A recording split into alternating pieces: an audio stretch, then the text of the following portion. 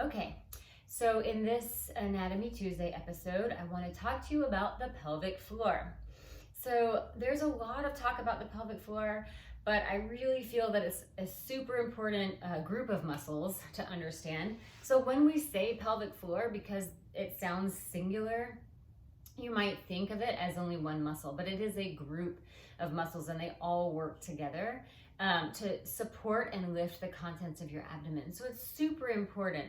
The way that we hear this most spoken of is pregnancy and postpartum, because those are two very clear examples of when you need the pelvic floor to recruit and support the deep core underneath, because there's so much going on in the body to make space for the baby during pregnancy and then to heal the body after giving birth. However, the pelvic floor muscles are extremely important for many other reasons. First and foremost, it helps you keep from becoming incontinent. So holding things in when you need to use the restroom. The pelvic floor plays a crucial role in that. But also it's going to support your spine in a really huge way, especially if something happens. Let's say one of your muscles, your abdomen, something happens inside your abdominal muscles and they're not functioning at max capacity. The pelvic floor is going to lift up and support the deep core underneath. Personally, I think it's extremely important to work the pelvic floor and learn how to move the pelvic floor in harmony with the diaphragm and the other deep core muscles way before you ever start doing abdominal exercises, especially the rounding or rotating kind. So I have this little picture of it right here. You can zoom in if you want to. You can also find, there's amazing images on Google, so you can always look this up. But the pelvic floor muscles, this is a view from, like you're looking down inside the body.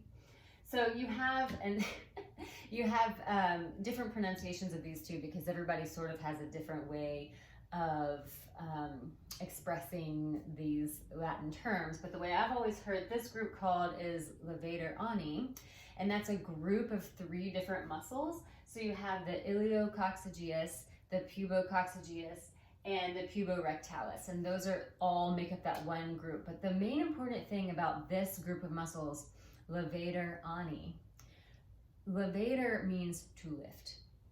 So what those muscles do is they actually lift up inside your body. And then the other muscle is over here. The coccygeus is more in the back. You can think of that as being closer to your coccyx or your tailbone. So that can kind of help you understand where these muscles are in relation to each other. So let's just talk about it. A lot of people refer the coccygeus as the pelvic diaphragm. People will refer to the whole pelvic floor as the pelvic diaphragm. There's many different ways you might hear this expressed. But the main important thing for you to know is that it's a group of muscles that sit like this at the base of the pelvis, kind of almost like a bowl or a hammock. And then as you exhale, you have the potential to engage them and let them lift up inside the pelvis, right? So they dome and lift up inside the pelvis. Now, I don't know if you remember this from a few videos back. You can always go back to this. The diaphragm is also in the shape of a dome. And my favorite images I gave you was that jellyfish image of the diaphragm swimming up and down. Well, this is what I also like to think about the pelvic floor. I like to think of the pelvic floor as another jellyfish. So I have my diaphragm jellyfish, my pelvic floor jellyfish, and this is almost the way they swim in the water together, one on top of the other, inhaling, exhale, dome, inhale, flatten and widen, exhale, dome, right?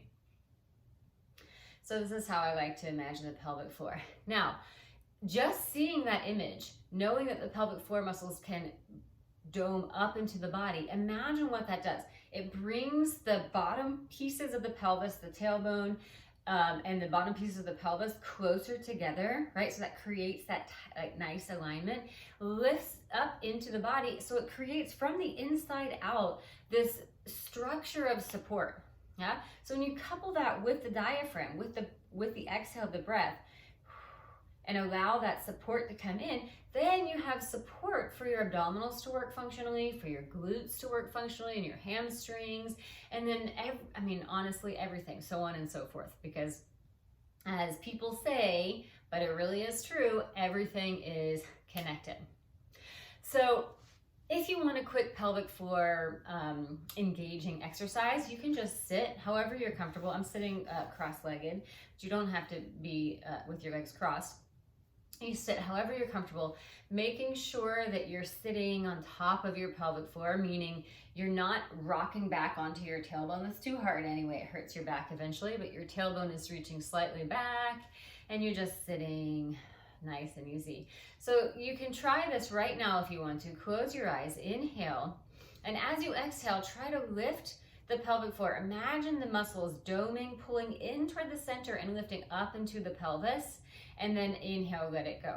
Now when you first, if you've never worked the pelvic floor before, it's the feeling at first is so tiny, you almost can't even really know that it's there, or you can't even really tell that you're working it. So sometimes that the Kegel exercise that people say all the time, where you're just closing or feeling that engagement down at the pelvic floor, that's kind of the first sensation that you might get.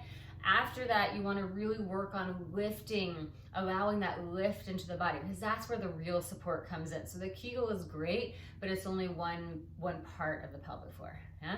So you can try that again, inhaling, and then as you exhale, imagine the pelvic floor muscles coming together and lifting up into the pelvis, and then inhale, release. And I promise you, as you keep practicing and you get stronger, this will come in much quicker. It'll be second nature, and then you'll be using it every time you do abdominal exercises, and you'll notice how much better your body feels from there.